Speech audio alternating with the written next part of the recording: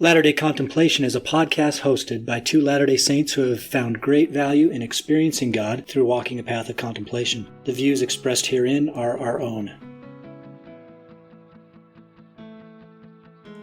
Hello and welcome to Latter-day Contemplation. We're your hosts, Christopher Hurtado And Riley Risto. Latter-day Contemplation started as an exploration of contemplative practices from many traditions to enhance our discipleship of Jesus Christ. We're by no means experts in the topics we discuss, but what we have is an openness to questions, a hunger to discover truth wherever we can find it, and a desire to share in the transformative life of inner peace. We love that you've joined us, and we hope that you find value in this community. Hello and welcome back to Latter-day Contemplation. I'm your host, Riley Risto, here with Christopher Hurtado. And we're joined by our guest, Lindsey Ohlin. Lindsey is a mother of two boys, a homeschooler, and co-founder of Latter-day Peace Studies. And we thought it was appropriate to bring her on because today we're going to be discussing the seventh Beatitude, Blessed are the Peacemakers, for they shall be called the children of God. Recently, Lindsey wrote an article in Latter-day Peace Studies that was all about her transition away from the political realm and into a more personal realm of seeking peace in her relationships with others and also just within herself. And so we thought that this would be a good opportunity for us to discuss this topic, this beatitude, with someone who's been through the transition into a more peaceful way of living. And so, Lindsey, just to start the conversation, give us just a real quick overview of where you were and how you came to be at least an amateur peace activist. Yes, that's pretty accurate. We'll go with amateur. I'm trying, but basically I used to be pretty obsessed with politics. It was my life. Around 2008, I got really involved in politics with the presidential election and slowly started listening to more and more talk radio. I literally had Fox News, the image, burnt into my plasma TV. So I was really obsessed with politics, and it was more just, I had really young kids at the time, and it was more just at home. But then around 2014, I started to get more involved outside of myself and in the community. I got involved with a political party and joined some groups and just sort of got more and more involved with those and helped with political campaigns. And it just kind of became my world, my life. I would listen for hours a day to the radio, and anything that was happening in the nation or the world would kind of take over my entire life. I became stressed all the time. I would become fearful, and it definitely stole a lot of my peace. And I got more and more involved and got elected to some positions within some groups. And finally, it came down to a point where one of my good friends was actually accused of doing something inappropriately while being an elected official. And that really just kind of broke my understanding of reality, and it just kind of shattered what I saw and what I thought I knew. And I started to realize that things weren't as good as I thought they were, and that I had become more and more hateful towards people that didn't think like me. I became very judgmental towards people, and I realized that it was slowly killing me and killing my soul, and I realized that I needed to get out of it completely. And that was probably one of the hardest things that I've ever done, to just kind of step out fully. I kept being tempted to just step out, 1 foot. Oh, I'll get out of this group, but I'll stay in this one because this one's still really good. And but eventually I finally got out completely and allowed some of those identities to die. And it was during that time that I just really struggled. I had terrible anxiety, and I didn't really know what I was, who I was, where I was, what I believed or anything. And it was at that time that I started to pay attention to Christ a little bit more. I didn't really have room for him before that, and started to read his words and started to kind of find myself again. You're speaking our language. You really sound like you went through this process that Jesus sort of outlines for people in the Beatitudes. When you talked about dropping all of these identities, at first tentatively, and then kind of like, one at a time, and then all at a time, that is the exact language really that is highlighted in the first Beatitude, with becoming empty. Tell us what that process was like for you. How did it affect you, but also how did it affect the people around you? So yeah, it was really, like, the word for it was excruciating. It caused me constant anxiety to the point where I was having panic attacks every day. It was a really scary thing to give up what I thought, well, not only what I thought I knew about myself, but what I thought I knew about the world. And I also felt like I was really doing good, and I didn't quite understand why those identities needed to die. And so I slowly let those things go. I would go to all of my friends, my close friends, or my husband, and I would be like, well, what do you think I should do? What do you think I should do? And I was trying to find anybody that would tell me to stay with what I was doing, because I did not want to let it go. But deep down I did know. And I eventually I got a pretty powerful blessing from my bishop. And it made it pretty clear, well, clear as day actually, that it was what I needed to do. And even after that blessing, I still was like, oh, there's got to be some way that I can hold on to a little bit of this. I've worked so hard. And but it ended up to the point where I was getting blessings daily from my husband to try to control the anxiety and the panic attacks. I really thought that I was doing something wrong, because I thought that my mission was to be part of the political realm and to do good and to make changes. And I really just was confused, and I didn't understand why God was asking me to do what he was asking me to do. And I was pretty angry about it. And so that went on for probably 3 or 4 months with the panic attacks pretty much daily. So that was quite the process. But as time went on, I started to see some of the things that I was a part of start to crumble. And I saw some of the blessings in me stepping out when I did. Yeah, but it really was just like I knew nothing about myself at that point. I didn't know who I was or where I was going or what I was supposed to be doing. Now that's what I call emptying. That you really are speaking our language, and this really is the language of the Beatitudes. In addition to not knowing who you were, this sense of divesting yourself of these false identities, there are a couple other things you said that stood out to me. You said you didn't know where you were, and then you said you started paying attention. And I thought, man, that's the essence of contemplation, is that first question we always talk about, right, Riley? Where am I? And then paying attention. That's what contemplation's all about. Yeah, and that definitely, I really didn't know up from down. I was so lost. And with the political identities, suddenly all of my identities were called into question.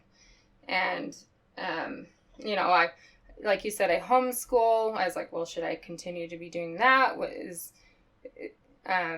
my belief in the church and God and in every aspect of my life, every single one of them sort of unraveled at once. And it was excruciating. So you've described a lot of the painful aspects of it, the mourning, so to speak, and the humility and maybe even humiliation that came from going through this process. But with each one of these Beatitudes, there's always a promise on the back end. How did you experience those promises? When did that start to bear fruit for you? In reality, had there not been some of those blessings throughout the time. I don't know how I would have made it through it. So they came in little waves here and there throughout the time, little tender mercies, like the blessing from my bishop, and like the blessings from my husband. I would get beautiful little messages of hope. I definitely found comfort. I began to get one thing that was an amazing thing for me. I love music. I've always been involved in music, and I started to get little messages and songs pretty much. I mean, probably once a week I would get a message in a song, and these would just be regular songs that I'd heard over and over and over, but just little messages of, you're doing what you're supposed to be doing, you're on the right path, I'm with you, and they would stick out pretty much just clear as day, and those continued messages became my comfort. And so yes, I was mourning, but I definitely was being comforted at the same time. And as I was totally lost in my identity, I was being told who I was at the same time with these messages. And most of the messages that I would receive not only told me that I was on the right path, but they also reinforced the idea that I was loved and that I was being held. And that definitely made all of the difference. And so, yeah, through this process, this horrible, excruciating, emptying, just lost process, I was at the same time finding myself and finding God. That's beautiful. Well, we wanted to highlight some of that stuff, not to put you through the grinder, so to speak, but just to highlight one of the many ways in which someone can come to experience peace is by letting go of these identities. And for you, that identity was really wrapped up in the political sphere. For other people, it might be something completely different. Their identity might be wrapped up in group identity, for instance, or religious identity. And sometimes those things can distract us from the inner peace of connecting directly or having communion with God. So we just wanted to highlight that for a second, and then kind of transition, hopefully smoothly, into this discussion about blessed are the peacemakers. Now, in our last episode, Chris, we kind of finished by talking about how the pure in heart is both an individual designation. Zion can be the pure in heart within the individual, but by extension, it can move to the community as well. And as we talked about that, we sort of related it to the political realm a little bit and said, politics kind of steps in where the great commandments fail. And so if we're really working on ourselves, we have that purity of intention, that purity of heart, then that should extend into our public actions and build community naturally. And it's where that breaks down or fails that we no longer have the right relationship with our neighbors, and it has to be forced upon us by the state. And so, we see in Lindsey's description here a sort of model of that, don't we? I think so. And, before we started recording, we were talking with Lindsey, and Lindsey, you had something to say about what right relationship means to you. And that's something we can maybe go into and talk about a little bit. Yeah. I was just thinking about how being a peacemaker is literally, peacemakers are people who create right relationships in every aspect in their life. There's a quote by William Barclay that says that essentially they are people who produce right relationships in every sphere of their life. And so that begins with, like, for me, I think that part of what I did was I tried to create this right relationship with the world around me and the larger sphere in the world, instead of, I think I didn't really want to look internally first. And I thought I had the right relationship with God and with Christ. I was pretty confident that I had that figured out, And so I stepped out into this world trying to create right relationship there without having the right relationship internally first. And So there's the right relationship that we create within ourselves and our conscience, and knowing who we are and our identity, our divine nature. But also there's that relationship with God that sort of comes simultaneously. Those two things have to come together. And, it is like the two great commandments. We need to love God, and then we need to love our neighbors as ourselves. But we can't love our neighbors if we don't love God and we don't love ourselves. And I think my big mistake for me personally, and, other people might have different experiences with this, but I was looking outward instead of looking inward. And I got told with no question that I needed to go renegotiate those relationships first before I could step out into the world and create the peace that I was looking for. I'm reminded by what you're saying of a quote from Confucius. I'd like to share that quote.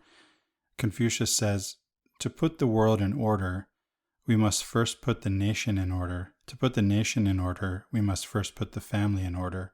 To put the family in order, we must first cultivate our personal life. We must first set our hearts right."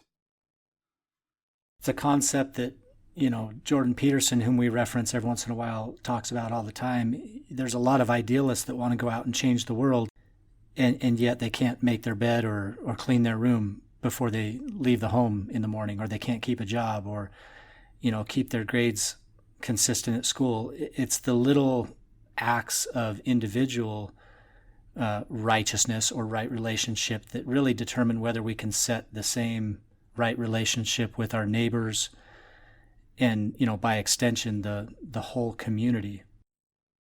I think you bring up an important point there, Riley, because when you say right relationship is what righteousness means, this is, in fact, we get the word righteousness from a root that has to do with, it's what's right.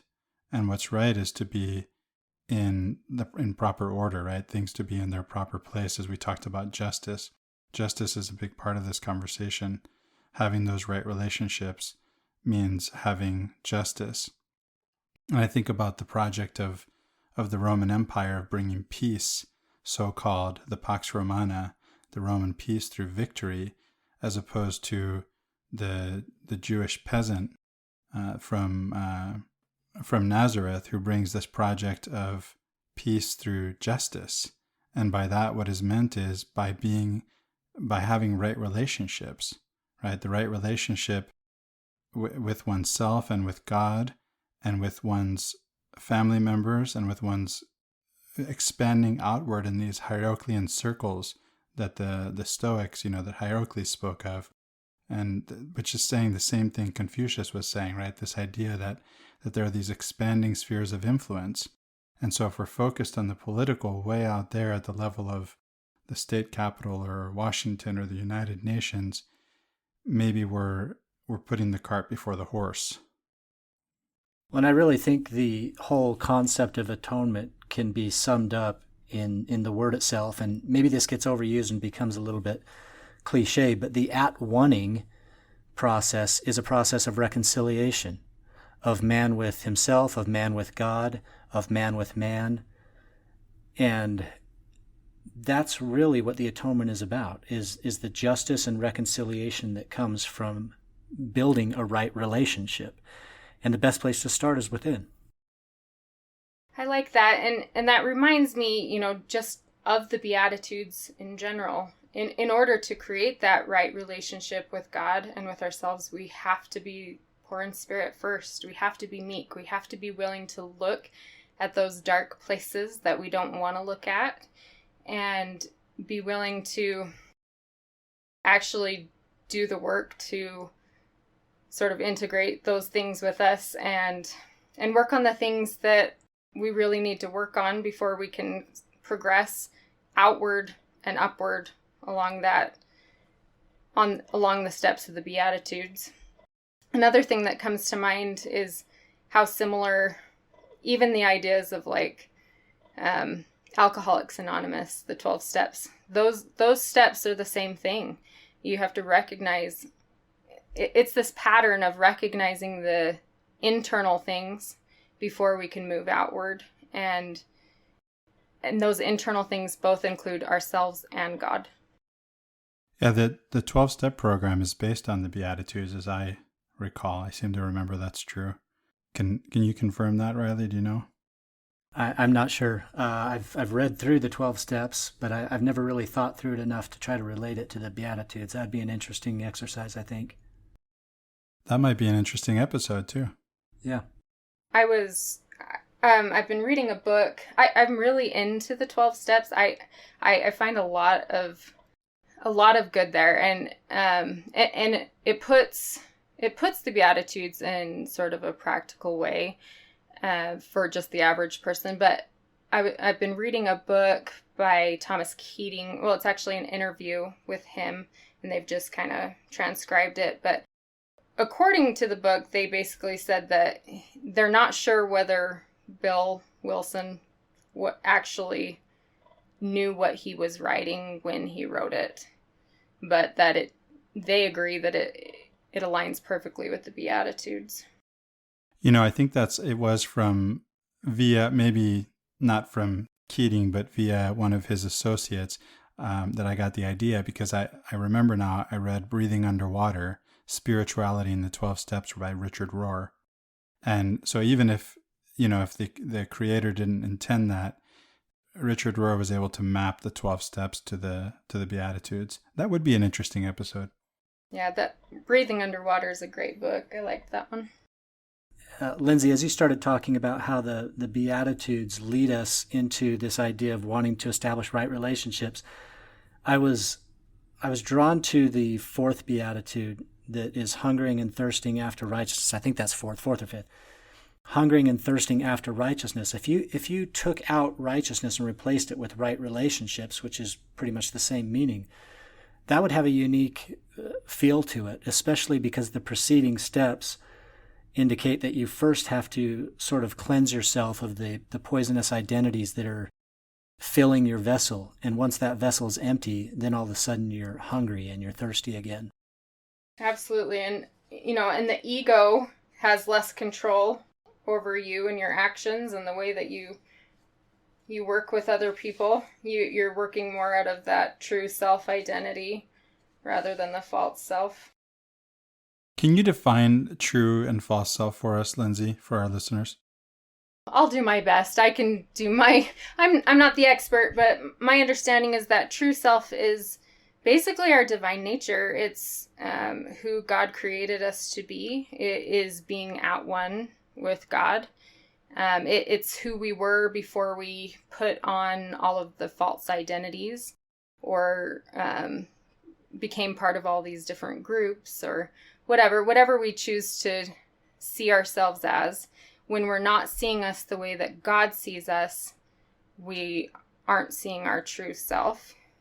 So the false self would be those false identities. Like with me, I was part of politics, and I was, I had all of these labels that I was.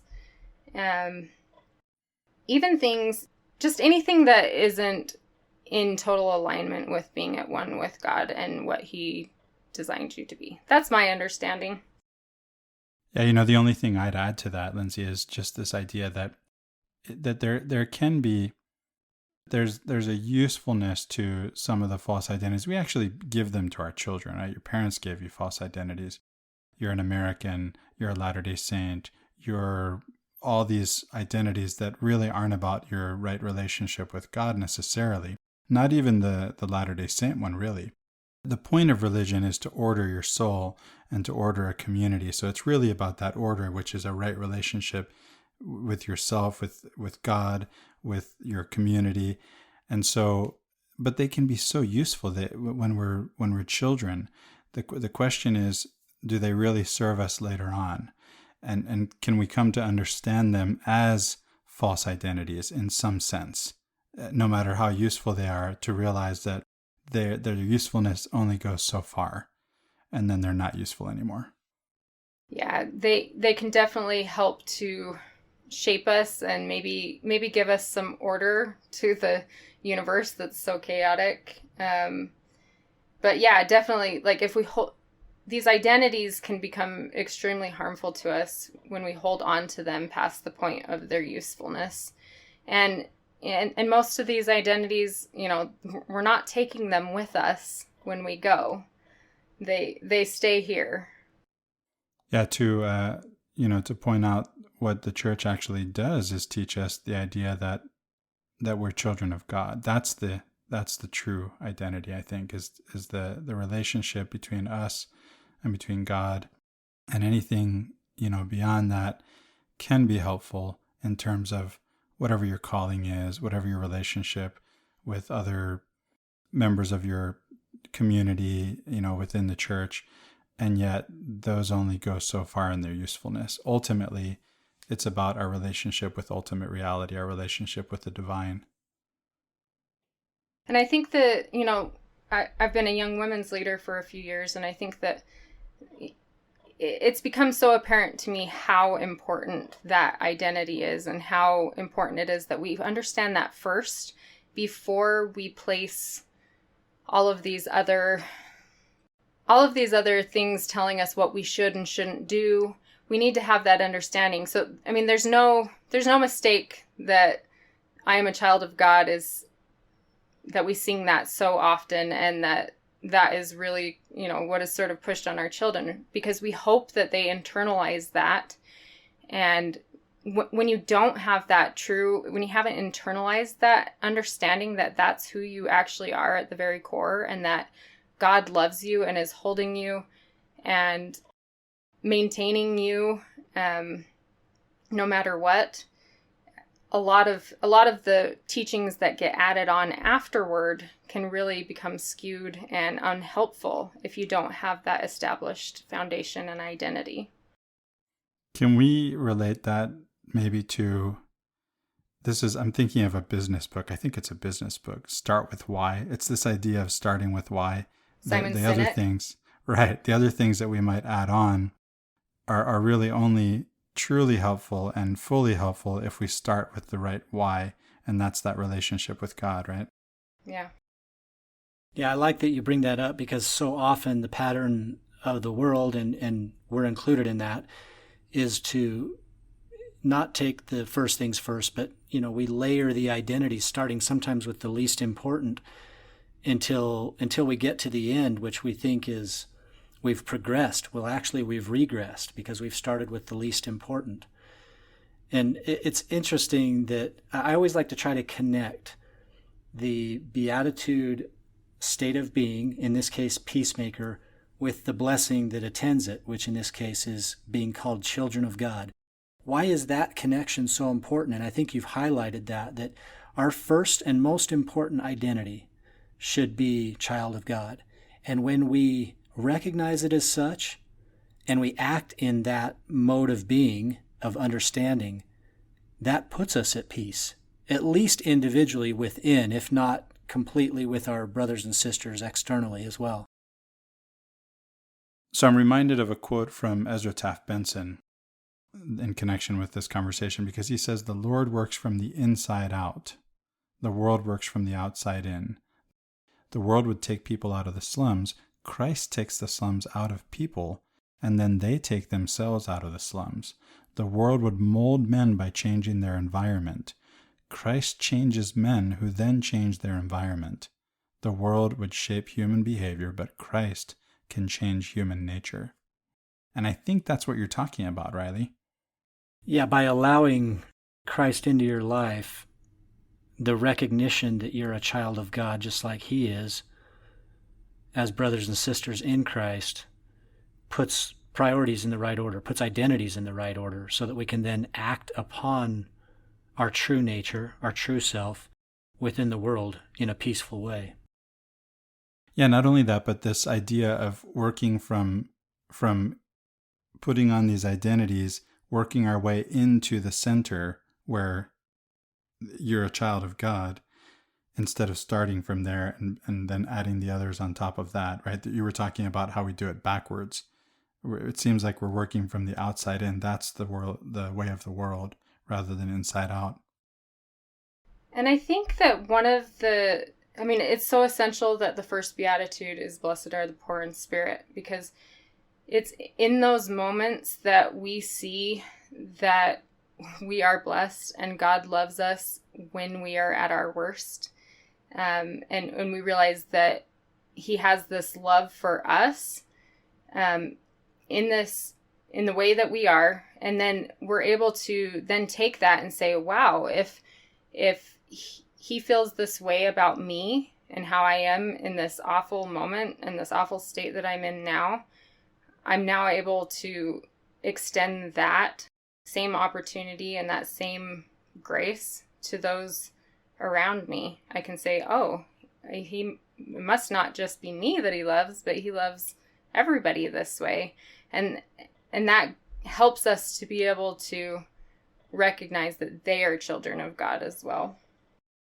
So one of my frustrations, I guess maybe not even lately, but just generally speaking, with the way we interact with each other within the church, is we're still too tribal. The very first day that I came back in my home ward from this, COVID home study stuff into having classes actually at the church again, we spoke about the divinely inspired Constitution talk that Dallin H. Oakes gave in conference last April. And, I'm sure that talk has its place. For me personally, it didn't have the connection with that most important identity as children of God. It spoke to Americans. It didn't speak to the whole world. But, again, it has its place. And I think even Dallin H. Oakes said, this is going to apply to basically Americans at the beginning of the talk. But nevertheless, I think we spend so much time on these identities that aren't children of God, that we're always trying to parse who we are and how we interact and relate with people. When we go back to that divine center, to that true self, the truest nature that all human beings share, we no longer have to try to figure out how to interact with each other in terms of, who are we? Oh, well, I'm an American. Oh, I'm a German. Oh, I'm a Ghanaian, whatever. Those identities have been shed, and now we're on the same level. We're children of God. We're brothers and sisters. And it's so much easier to find peace and establish right relationships when we've done that first and most important work. That's when we get to the place that Paul speaks of in Galatians 3:8. There is neither Jew nor Greek, there is neither bond nor free, there is neither male nor female, for ye are all one in Christ Jesus. And the same thing in the Book of Mormon when it talks about all manner of ites and how that all fell away and they became one and they were united. It's very much a Zion-type metaphor, right? So something that comes to mind is, as we talk about tribalism, is just the idea that it's not only like nations or types of people, but it's also religions that we've kind of separated ourselves from, and we other people.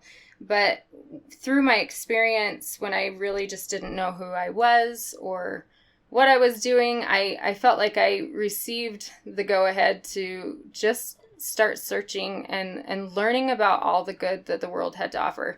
I'd always been really interested in different religions, and it was something that always felt like it was a taboo, something that I should not be interested in and that I shouldn't learn about. And I sort of was given this go-ahead to just go look for truth, find the things that are true.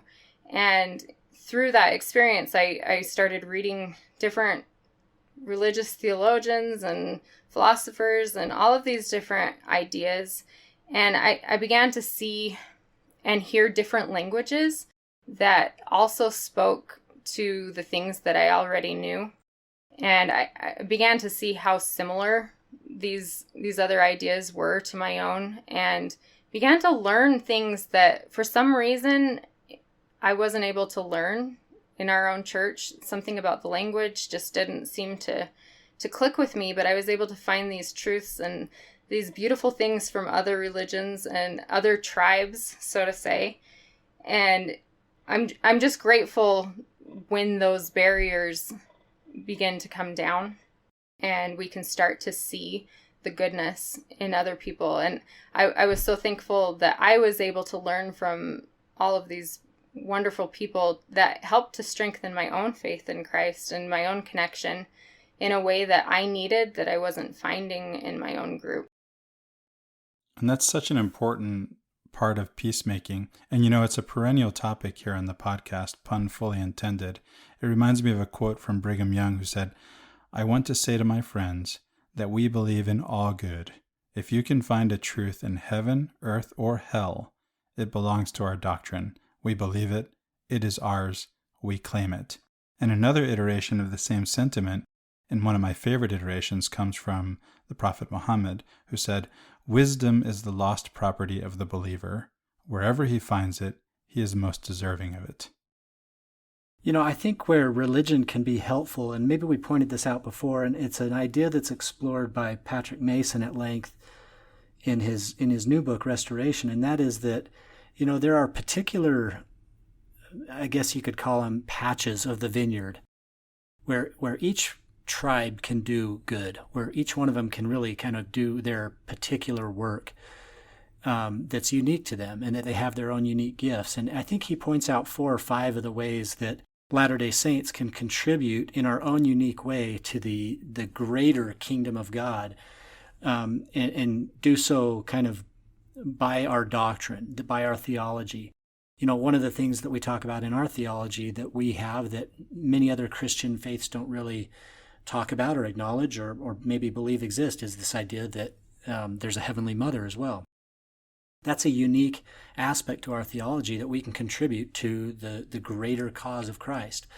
But there are also many religions where they believe in a mother figure God as well. And so we're not alone completely in that respect.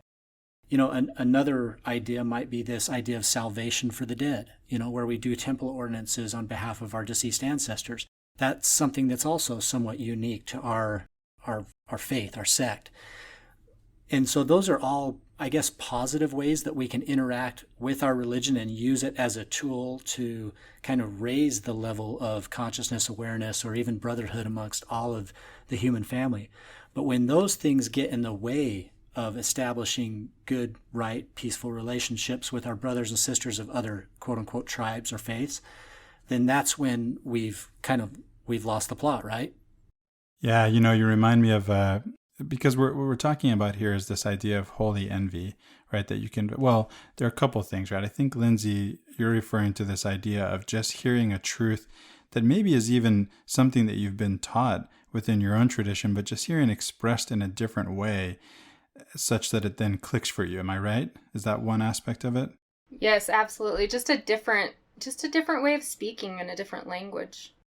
Yeah, and on the other hand, there's this idea of there may be something that's actually completely foreign to our tradition, but that we can have this idea of holy envy. They pray 5 times a day. Wow, what would it be like if I prayed 5 times a day? Maybe that would enrich my practice and bring me closer to God, right? Something like that. And I remember there was a Catholic theologian named Stephen Webb who found so much of interest in Mormon theology while maintaining his Catholic identity. He wanted to explore that and enter into dialogue, and he wrote a book on Mormon theology. And so that's one example of, that kind of working in the other way around. And I remember, Riley, when it comes to working in different parts of the vineyard, when we were interviewing, when Shiloh and I and Jared were interviewing people for a documentary we're working on, filming, producing on hyperactive nonviolence, and we're asking the question, we're going around asking religious thinkers in different traditions and others, the question, is hyperactive nonviolence an answer, right? Is it realistic as an answer to the problem that the problems that the world faces? And I remember thinking, as I talked with people like Preston Sprinkle, the New York Times bestselling author of Fight, A Christian Case for Nonviolence. There were some interviews that I didn't get, but I talked with some Muslim leaders and thinkers and some of these other people that we interviewed. I remember thinking to myself, and as I've gotten to know other people in different religious traditions, because I've explored, as Lindsey said, I've taken my kids, we've gone to the mosque, we've gone to the other churches. We haven't gone to the synagogue. We have to make it to the synagogue. You're not always welcome at the synagogues. You have to find, and that can be true of a mosque too, you have to find the community that's welcoming. And I remember thinking to myself as I met some of these people and got to know them, that they didn't, in my thinking, they didn't need to convert.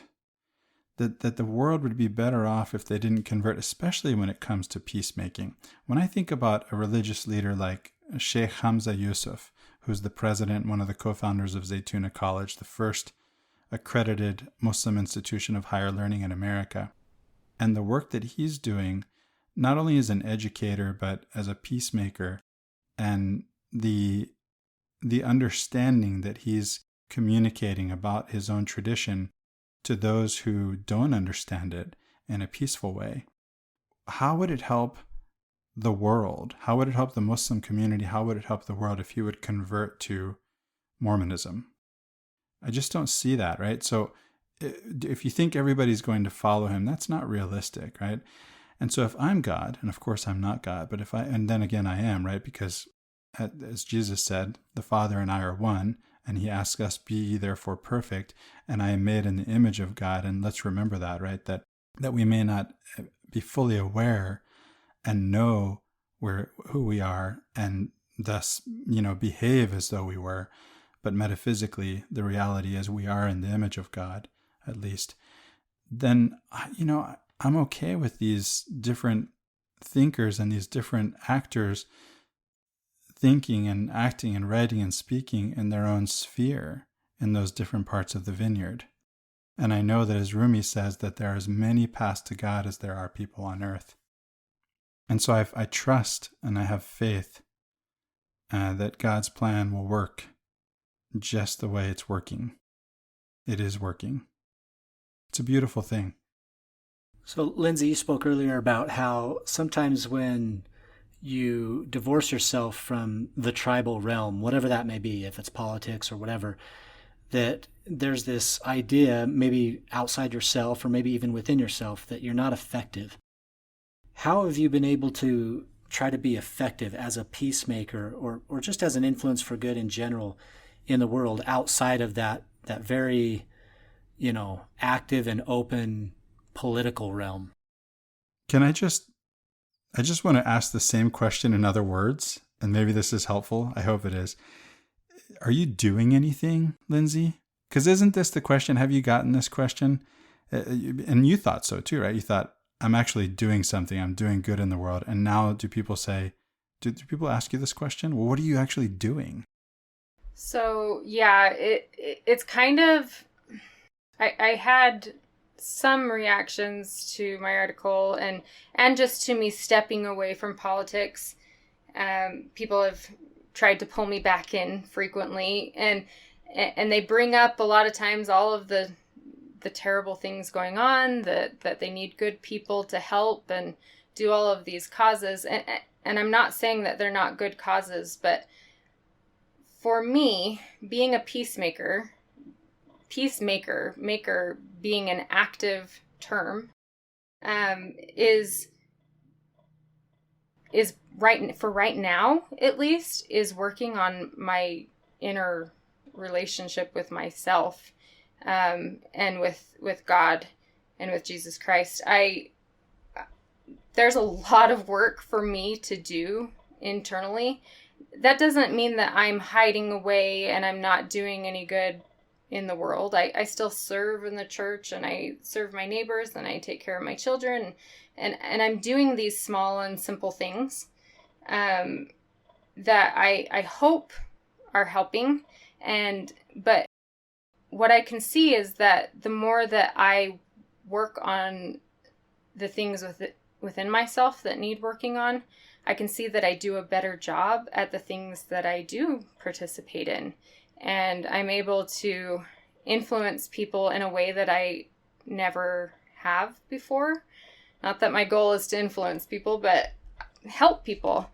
And if I weren't taking the time to do these things internally, I think that my ability to help people and to love people the way that I really desire and want to help and love people would be much more limited. And so, yes, I honestly feel like I'm doing way more work now, and it's more exhausting, and it's more difficult work for me because it's the work that I was avoiding in the first place. And so yeah, being a peacemaker and stepping away from politics for me wasn't just me suddenly sticking my head in the sand and trying to ignore all the bad things that happen in the world. It was just recognizing that there were things that needed to be worked on and renegotiated and reestablished. And who knows where the future will go. I got the opportunity to start working on Latter-day Peace studies during this time, and that was something that, like, when I started doing it, I was really taken aback, because that is definitely not something that I would have ever seen myself being interested in or doing. It just wasn't even on my radar, and it's amazing where life takes you when you sort of just step back and decide to, like, let the flow just take you where it takes you and allow God to actually direct you. I'm so glad you brought up the question of sticking your head in the sand, because if that didn't come up, I was going to ask a follow-up question to put it in those terms. And Lindsey, I would be remiss if I didn't say that although it may not be your goal to influence people, you've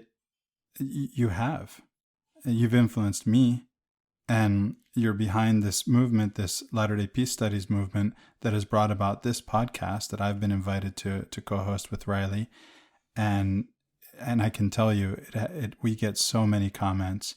This has been a force for good in the world, in the hearts of so many individuals. Well, thank you. I am, it's an exciting thing when you do see that the things that you're doing are making some sort of a difference and having some sort of a ripple effect. Obviously, this wasn't my idea. I got asked to be part of it, and for that, I'm really thankful that I have been able to do it. One of the things that's so cool about it is to be able to see all of the people that have been involved and how much growth that we have as individuals have been able to do individually. I mean, even though most of you I think there's probably only one of the people that are involved that I've ever even met in person, and we've created this community together where we've been able to grow and draw closer to Christ, and to be able to, maybe share some messages that people need to hear. And it's been an adventure. I'm grateful too. Again, thank you, Riley, for having me as your co-host. And if I could just say one other thing on point, that is, I noticed too that you said that what it means to be a peacemaker for you right now is to do this inner work on the one hand. And then, of course, now we're talking about the work that you're doing in the world. But you did these in that order, right? There's the inner work. So I do think that what it means to be a peacemaker can vary by person, by time, by place. But at the same time, I also think there's this pattern of working from, that we've mentioned already, right? Working from the inside out. And I remember when I was working on that documentary with Shiloh and Jared, and people would ask me, what do you mean by hyperactive nonviolence? What does that even mean? And I would say, well, what it means to me right now, and so again, that's personally, and that's in this time and place, is to make this documentary, to go around and ask some of the leading thinkers in different religious traditions and other traditions, is hyperactive nonviolence, or is a nonviolent approach a viable approach to the significant problems that we face? Jared interviewed a retired Navy SEALs captain who thought the military is a tool. The root for the word army is ars, which is the Latin word for tool. But it's not a tool for everything. And he wanted to be a part of this. He was interviewed for the documentary on nonviolence, a Navy SEAL captain. Well, and I think it's also, the meaning and what maybe God or your intuition or whatever is asking you to do in the moment, like you said, can change. And I do feel that when I was in politics, I really felt strongly that that's what I was supposed to be doing right then. And maybe that's what I was supposed to be doing. And that's what led me here. And, but I think that one thing that I feel sure of is that we must continually be working on that inner relationship, just constantly working on that and improving that relationship with ourselves and with God. Even, once we start venturing out into the broader spheres, we have to keep in touch and keep centering back to that original relationship because it's easily lost. I want to harken back to something you said earlier, talking about small and simple things. That scripture is a good one to really contemplate for a moment. I'm just going to read part of it here. It says, "Behold, I say unto you that by small and simple things are great things brought to pass. And small means in many instances doth confound the wise." And I love that last line especially because so often we think, okay, I'm going to get involved in the big thing. And it's sort of a cheat code. We think, okay, if I can just get this amount of political power, then I'll have this much influence and I can make this many changes and have a larger impact, perhaps a proportionally, exponentially bigger impact than I could if I just did something myself in my own little family or my own little neighborhood. And it's actually the opposite, isn't it? I mean, it's so interesting to me when you look at the major figures in history that had some of the greatest impacts. They, in many cases, I would say maybe even in most cases, did so not in the political realm, but through the power of showing the example of a right relationship with God. So you look at someone like Jesus Christ. He basically gathered disciples from the periphery. He didn't go to the chief priest and the high priest and say, "Hey, Caiaphas, you should join me because we're going to have a lot more influence if I can kind of dovetail off your power." It wasn't like that. He grabbed random fishermen and the lowest of the low. And then you think of Gandhi, for instance, and weaving baskets and the Salt March and just basic actions that they may have had political ramifications, but he didn't enter into them as political movements. I mean, it was like, okay, we have the right to make salt. No one can restrict us from making salt. So let's just go make some salt. We're gonna walk all the way to the sea and we're gonna make our own salt. Or we're gonna weave our own clothes or baskets or what have you.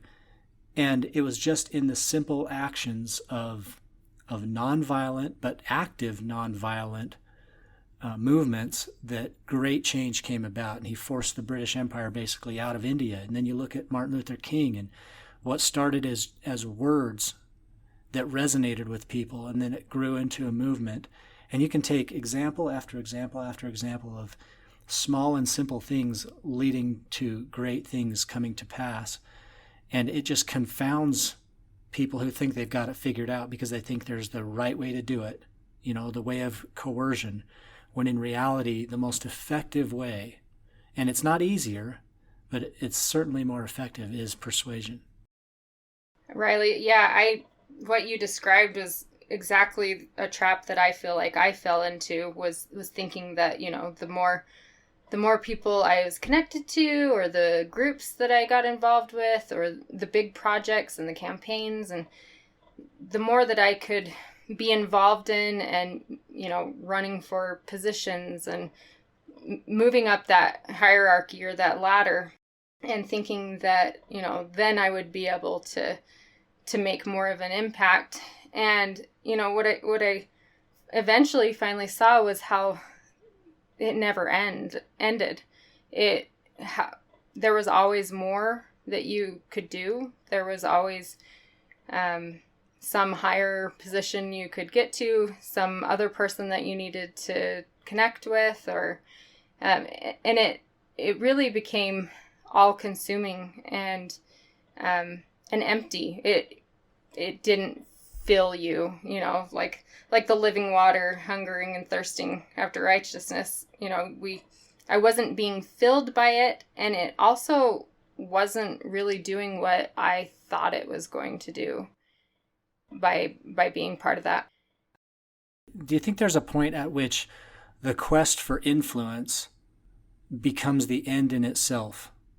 Right? Instead of thinking, okay, I'm going to get this influence or this outsized exponential power over a certain demographic, and then once I get there, man, can I really get some things done? But like you said, it's a never-ending hierarchy. You can keep climbing, and once you feel the pull of that power, like I was like you, I was heavily invested in politics. I did the whole, delegate thing and multiple times, and worked on campaigns for presidential candidates and met these candidates, and it was just so interesting. It was almost sort of like a high that you get from it. And at a certain point, it almost became like, okay, the power maybe feels better than the influence that you would have had working on a specific project to make real change happen. It was more like, oh man, there's a next level to this, and I kind of want that. Absolutely. And there was a point when I realized that, yeah, it did kind of sort of become about proving to myself like that I was valuable and that I was needed, or that I was doing good and that I was worthy or worth something. And I think that that's a trap that can easily be fallen into with politics, because there is so much flattery. Yeah, at some point I've recognized that while I did want to make a difference, there was a part of me that just wanted to feel like I was worthy. And so that was something that I found when I lost that identity, that needed to be established and figured out with God. I had to be given that true identity and that true worth before I could go out and do other things like that. Yeah, having that worth or worthiness or idea of worth or worthiness come from the world in that way, it's just, as Stephen Covey put it, it's a funhouse mirror. But here's, there's something else I thought. There's a quote that came to mind, because as you said, maybe you were doing what you were supposed to be doing. And in a sense, we always already are. And that's why this quote comes to mind from Bill Wilson. He says, "In God's economy, nothing is wasted. Through failure, we learn a lesson in humility, which is probably needed, painful though it is. And so we fail forward." It's interesting. I like that you're reading that, because when I think about each of our backstories and many of the people that are in our circle within Latter-day Peace studies and elsewhere, a lot of us came through this same political realm. We all did kind of the same thing. We had very strong political philosophical beliefs, and we were very invested in that. And yet here we are. We ended up here. Not to say that everyone does, or that this is even the ideal place. I'm just saying it's interesting that we've all sort of come together by walking the same path. We're on a journey together. And some of us, weren't really involved in the political process, or maybe we were and we did both, but we even wrote and lectured on political philosophy. We studied it. We taught it. I taught it at the university. I taught political science and philosophy. And so the question, I come back to this question again, that is the question, I call it question number one of the contemplative practice. Where am I? And so wherever you are, just remember, in God's economy, nothing is wasted. You're right where you need to be right now. And then ask the question, because the next question is, because where am I? That's the starting place, right? But then the question is about connecting with God and about Him showing you the way, right? About God showing you the way that He would have you go. And that's what Lindsey described from her experience. And that's what I've experienced every step of the way. it's a path paved with grace. There's just no other way to put it. Well, Christopher, something we talk about a lot, and maybe this is a good place to kind of bring things full circle, is within contemplation, we spend a lot of time trying to reconnect with the very, very basic core nature of who we are. So we like to spend time in meditation, in nature, and really just trying to reconnect with our first, most important true self as children of God. And this Bible verse that Lindsey brought to mind in our pre-show discussion, I think is a great one to read and think about here, maybe contemplate on a little bit. From James chapter 3, verse 17. But the wisdom that is from above is first pure, then peaceable, gentle, willing to yield, full of mercy and good fruits, without partiality and without hypocrisy. And he continues in verse 18, and the fruit of righteousness is sown in peace of them that make peace. And I love that finish because it really talks about how it has to start from within. You have to make peace or right relationship. You have to reconcile with yourself, with God. And it's at that moment that the fruits start to get born, right? The fruit of righteousness, which is sown in individual internal peace, is then kind of reaped externally or exoterically amongst the community and amongst your family and so forth. So, as a contemplative or an aspiring contemplative, I should say, this is something that I hope that my personal practice will always lead to, that this inner work of trying to be reconciled to my true nature as a child of God will bear fruit in my relationships with others. Well, Lindsey, we really appreciate you coming on, and perhaps you could give our listeners maybe a closing thought about what peace has meant for you and how they might be able to begin experiencing peace in their own lives and what effect that might have for them.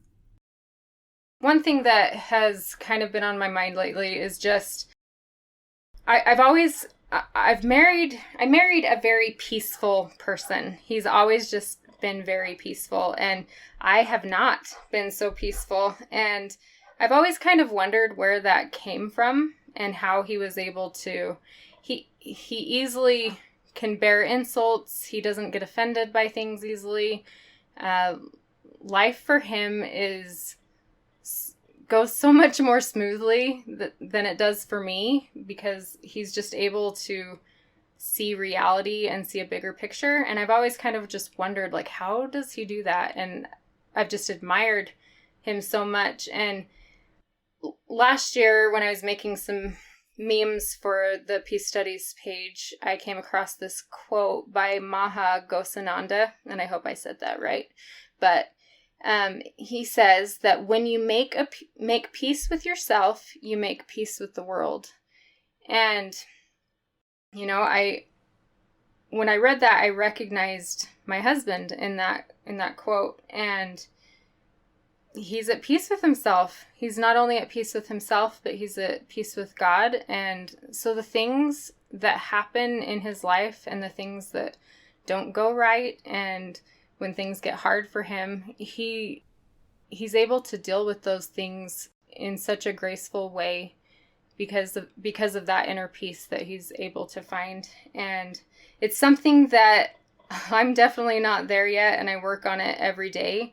But I think that as we work for that inner peace, it's not going to make those injustices and the unkindness and all of the terrible things that happen in life just suddenly go away, but it does help us to be able to find some sort of peace through the things that we go through. And I think that is a big part of how we become a peacemaker, is by starting with finding the peace within ourselves and with God, and then working out in those circles further and further and making those ripple effects. Lindsey, there was a moment where Christ described his peace. I need some of that peace. I'm so sorry. Oh my gosh. Wow. Sorry, Riley. Go ahead. You're feeling it, man. You're feeling it. Come on. Lindsey, there was a moment where Christ described the difference between his peace, his brand of peace, you could say, and the world's brand of peace. And he says, peace I leave with you, my peace I give unto you, not as the world giveth, give I unto you. And it just highlights again that when someone is able to go inside themselves and find the peace that comes from recognizing your divine nature, it's a peace that is completely different than the world would have us have. And we've used this prayer of subtraction in the past, and maybe this might be a good place to close because it's inspired by your last words here. So I'm just going to go ahead and read this prayer of subtraction from John chapter 14, verse 27. Again, it's Jesus speaking this. Peace I leave with you, my peace I give unto you. Peace I leave with you, my peace I give. Peace I leave with you, my peace. Peace I leave with you. Peace I leave with. Peace I leave. Peace. I think that can take on so many different meanings, and whichever one of those lines is hitting for you at this moment, I would just encourage you to dive in deep and find the peace that Christ offers for you. Lindsey, really appreciate you coming on the show today and offering your perspective and a little bit about your background and your transition into a life of peace. Thank you so much for being here. It's been our pleasure. Thank you for having me. Thanks, Lindsey. For Latter-day Contemplation, I'm Riley Risto. And I'm Christopher Hurtado. Have a great week, everyone.